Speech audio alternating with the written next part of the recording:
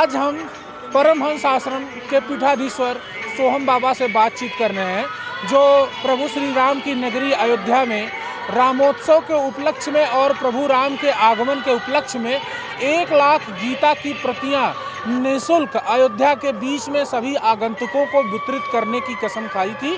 और उन्होंने 1 लाख प्रतियां अयोध्या में गीता की, यथार्थ गीता की वितरित भी कर दी। उन्होंने प्रभु राम के दर्शन भी कर लिए। अब उनसे हम जानेंगे गीता के साथ साथ ही प्रभु राम का दर्शन करने के बाद उनके अंदर कैसे भाव उत्पन्न हुए और उस प्रतिमा काफ़ी मशक्क़त, काफ़ी मेहनत के द्वारा अरुण योगी राज के द्वारा निर्मित की गई है, बनाई गई है, उसके बारे में उनके क्या भाव है। जी महाराज जी बताएं। मैं सोहम बाबा परमहंस आश्रम मिर्जापुर से आया हूँ और यहाँ पर 1 लाख गीता लगभग निःशुल्क में लगभग आजकल में पूरा हो जाएगा। और पोस्टर देख रहे हैं, सब लगा हुआ है। राम की मूर्ति, राम का विग्रह आपको कैसा लगा? देखने में तो बहुत सुंदर है, मूर्ति विग्रह तो बहुत सुंदर बना है। आप अयोध्या आने वालों को क्या संदेश दे रहे हैं कि राम का दर्शन कैसे करें, क्या मन्नतें, क्या विशेष लेकर के जाएं वो राम के दरबार में? श्रद्धा है, श्रद्धा मुंडे मुंडे मत भिन्ना, सबकी इसी श्रद्धा भावना है। और जाकी रही भावना जैसी प्रभु मूर्त देखी तुम तैसी।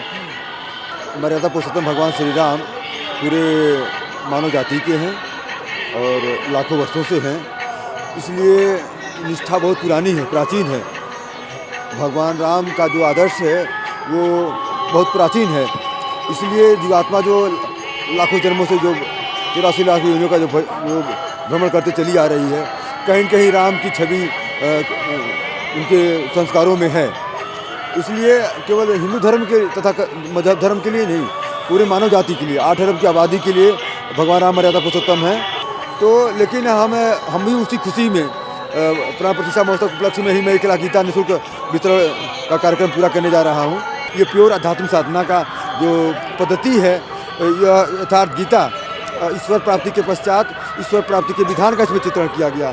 परमात्मा एक और उनको पाने की विधि एक, व्यापक एक ब्रह्म अविनाशी, सत्य चेतन घन आनंद राशि।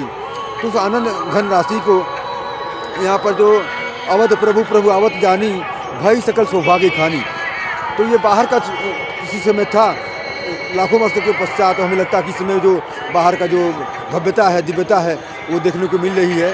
लेकिन अवध कहते हैं, बध कहते हैं नाशवान को, अवध कहते हैं अविनाशी को, शाश्वत को। तो ये आत्मा ही अवध है, आत्मा में राम का निवास है। तो उसे अपने हम विश्व में कोई व्यक्ति अपने अंतःकरण में उस आत्मा के स्वरूप में उस राम का रामत्व अगर जानना चाहता है, उसकी विधि समझना चाहता है, उस राम का राज जो अपने हृदय में अनुभूति करने की जिज्ञासा रखता है, तो उसके लिए यथार्थ गीता के अनुसार साधना पद्धति, एक परमात्मा में श्रद्धा, ओम अथवा राम किसी एक नाम का जप और सदगुरु के स्वरूप का ध्यान और भगवान का ध्यान, ये सब चीज़ इसका माध्यम है। अभी हमारे साथ सोहम बाबा जुड़े हुए थे, जिन्होंने भगवान को पाने की पद्धति के बारे में चर्चा की, बताया, और राम के स्वरूप के बारे में उन्होंने विस्तार से बताया। इसी बीच में हमारे साथ एक राम भक्त जुड़े हुए हैं, जो राम के ऊपर कविता लिखते हैं और कवि हैं।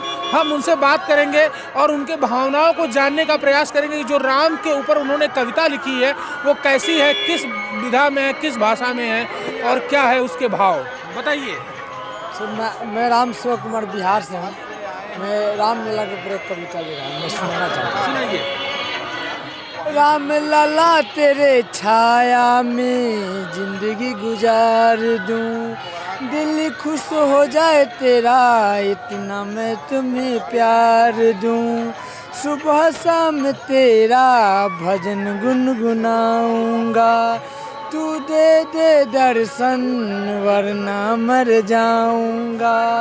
तेरे छाया मात्र से मैं तर जाऊंगा, अपने आस पास कहीं मेरा ठिकाना बना दो। सुबह शाम पूजा करने मैं चले आऊँगा। बिहार से आए हुए राम भक्त जुड़े थे, जिन्होंने राम के ऊपर अच्छी कविता सुनाई और उसका वर्णन किया।